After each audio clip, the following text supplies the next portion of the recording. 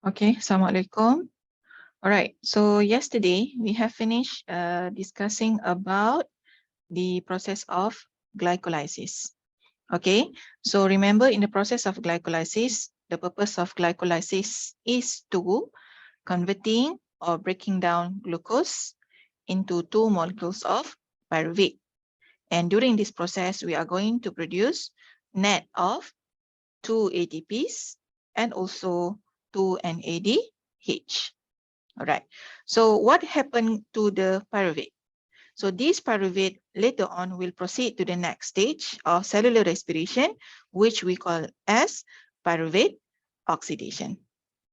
Okay, so in pyruvate oxidation, what happened is more than 3/4 of original energy that is stored in the glucose is still present in the two molecule of pyruvate. So due to that, pyruvate need to be further breakdown. Okay, so in the presence of oxygen, kalau ada oxygen in eukaryotic cell, for example, in animal cell, in plant cell, all right? So the what we call it, two molecules of pyruvate will enter mitochondria. So this pyruvate will enter mitochondria, right? Where the oxidation will be further happen and carbon dioxide into breakdown into carbon dioxide to be completed. Maknanya apa?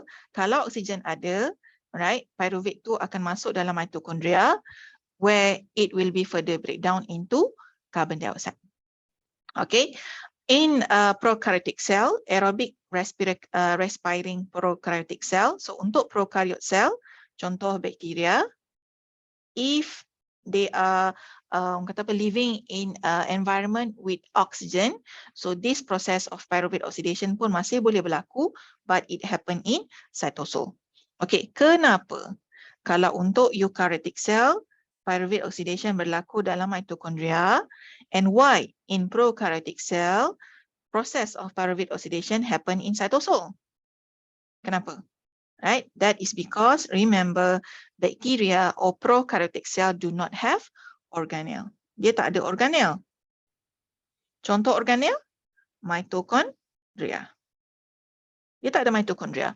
So due to that, the process of pyruvate oxidation will happen inside cytosol. Okay, all right, so that is the reason. Okay, after pyruvate enter mitochondria using special transport protein via active transport, okay, so it will be converted into acetyl-CoA, or we call as acetyl coenzyme A. Okay, all right, so look at here this picture. Okay, so this one showing you a eukaryotic cell.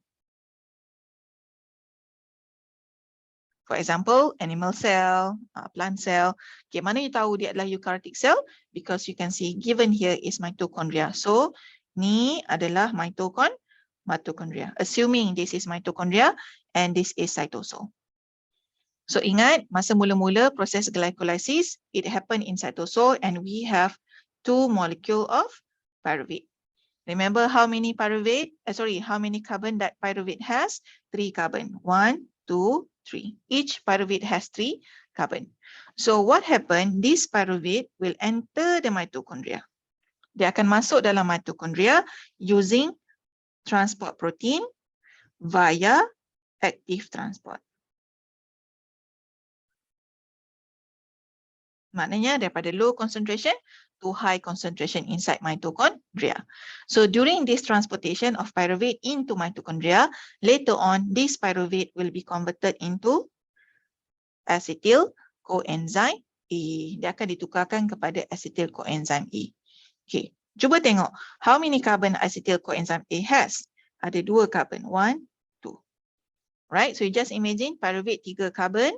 Right, pyruvate has 3 carbon, but now as it convert into acetyl-CoA, it become 2 carbon. Okay, sahaja. So apa yang berlaku? So this is what we are going to discuss. So acetyl-CoA has 2 carbons. Okay, gambar ni penting. So please get this picture and tampal inside your notes. Okay, alright.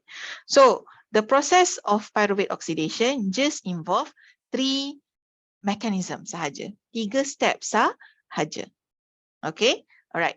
Yang pertama, okay. Madam takkan refer dekat gambar ni dulu. Madam akan pergi ke sini. Then I will go to the picture one by one. Okay, the first one, carboxyl group of pyruvate. Okay, carboxyl group of pyruvate will be removed as carbon dioxide. So sebab tu pyruvate 3 carbon, now dia akan jadi 2 carbon sahaja at the end because 1 carbon dia in the carboxyl group is removed as carbon dioxide. Okay, let's see this one here. Okay, so Madam padam semua ni.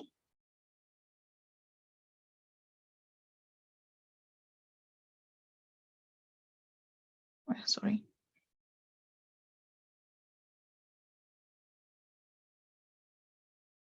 Okay, padam semua ni. Okay, now pyruvate 3 carbon. So remember, as pyruvate enters mitochondria, so the carboxyl group, which one is the carboxyl group? Here. Okay, so the carboxyl group will be removed as carbon dioxide. So nampak kita akan buang 1 carbon ni. Ni 1, 2, 3 kan? So 1 carbon ni kita dah buang. So it is removed as carbon dioxide. So kita akan buang 1 carbon dioxide untuk setiap, kita akan hasilkan 1 carbon dioxide untuk setiap 1 pyruvate. But remember, you have 2 molecules of pyruvate. So meaning you are going to remove 2 molecules of carbon dioxide. Okay, that is step number 1. Okay, step number 2. The remaining 2 carbon fragments, so sekarang dah tinggal 2 carbon kan? So molecule that have 2 carbon fragments ni will be oxidized to acetate. So 2 carbon fragments ni will be oxidized. Dia akan hilang elektron, dia akan hilang hydrogen, for example, and it will be converted into acetate. So 2 carbon fragment will be oxidized to acetate.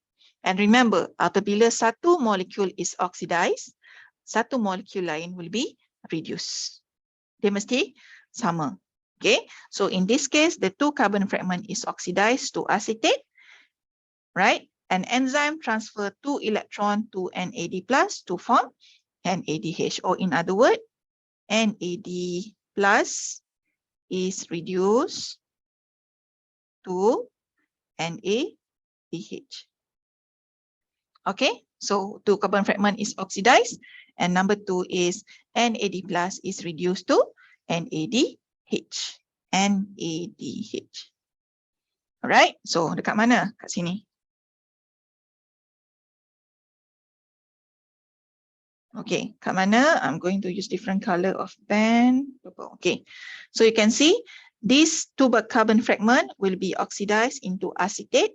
NAD plus is reduced to NADH. So nampak tak NAD plus menerima hidrogen, dia tambah hidrogen, right? So dia jadi NADH, tambah hidrogen dan juga tambah elektron. Okay, that is step number 2. Okay, step number 3. Okay, acetate.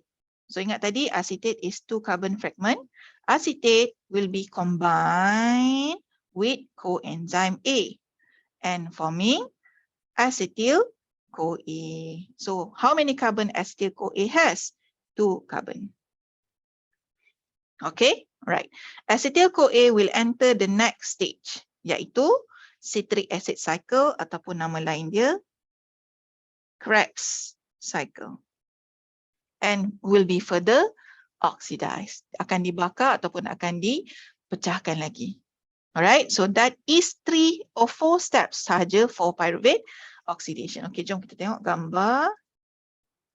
Alright, so you can see the third step, acetate combined with. Maksudnya kita akan ada acetate.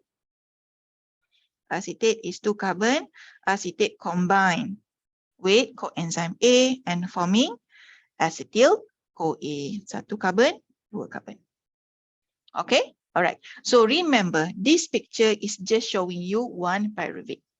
But you have to remember that we have 2 molecules of pyruvate. So setiap pyruvate ni will undergo this process. So kita akan tukar, we will reduce 2 NAD plus to 2 molecules of NADH. And we also will remove 2 molecules of carbon dioxide. And we also will get 2 molecules of acetyl-CoA. Okay, faham ya?